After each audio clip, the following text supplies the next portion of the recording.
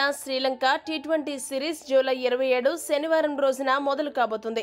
పల్లెకెలే అంతర్జాతీయ cricket stadium వేదికగా జరగనున్న ఈ మ్యాచ్కి టీమిండియా ప్లేయింగ్ 11 ఎలా ఉండబోతుందనేది ఇప్పుడు ఆసక్తికరంగా మారింది.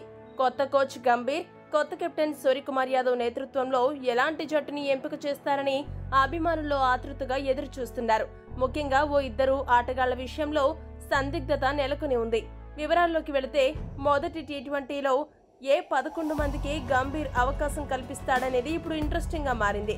ప్రధానంగా వికెట్ కీపర్లుగా ఎంపికైన రిషబ్ పంత్, సంజు శాంసన్లలో ఎవరికి గంభీర్ తుది జట్టులో ఆడే అవకాశం ఇవ్వనున్నాడో తేలాల్సి ఉంది. ఈ ఇద్దరి ఎంపిక ఇప్పుడు గంభీర్ కి తలనొప్పిగా మారింది.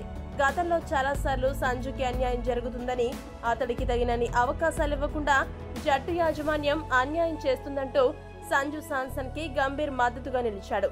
అంతేకాకుండా సంజు ఈ మధ్య కాలంలో మ్యాచ్ విన్నింగ్ ఇన్నింగ్స్లు కూడా ఆడాడు. మరోవైపు రిషబ్ పంత్ తన రీఎంట్రీలో ఆదరగొడుతున్నాడు.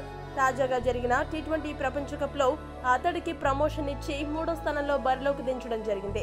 పంత్ ఎడమ చేతివాటం బ్యాటర్ కావడంతో ఆ స్థానంలో అతడితో బ్యాటింగ్ చేస్తే జట్టుకు వైవిధ్యం చేకూరుతుందని యాజమాన్యం ఆలోచన. ఇటువంటి నేపథ్యంలో ఎవరికి న్యాయం చేయాలో అర్థం కాక గంభీర్ తికమక పడుతున్నాడు. మరి మీ దృష్టిలో రిషబ్ పంత్, సంజు శాంసన్లలో ఎవరికి తుది జట్టులో స్థానం దక్కితే కరెక్ట్ అనుకుంటున్నారో కామెంట్ రూపంలో తెలపండి. మరిన్ని స్పోర్ట్స్ అప్డేట్స్ కోసం మా ఛానల్ ని సబ్స్క్రైబ్ చేసుకోండి.